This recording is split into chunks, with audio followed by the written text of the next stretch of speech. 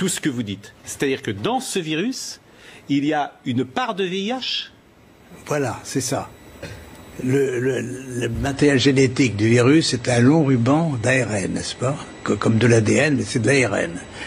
Et dans ce long ruban, à une certaine place, on a fixé des séquences petites de VIH.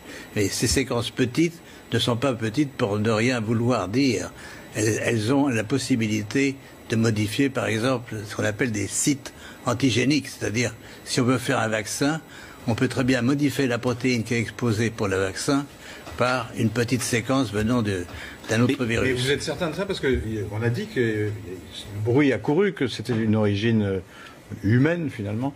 Et ça a été ensuite réfuté par la plupart des autorités scientifiques, quand même. Il y a quand même une volonté d'étouffement, si vous voulez. Les travaux, nous ne sommes pas les premiers. Hein. Un groupe de chercheurs indiens, très renommés, avait publié la même chose.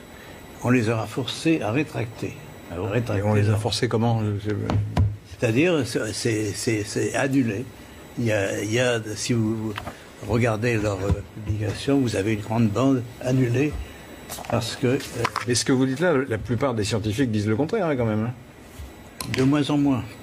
De moins en moins. Si vous voulez, ceci est arrivé au début de cette année, et on voit de plus en plus de travaux qui suggèrent, mais moi je suis, on peut dire, hors d'âge. Hein, je suis prix Nobel et je peux travailler librement. J'ai donc aucune pression sur moi qui peut agir.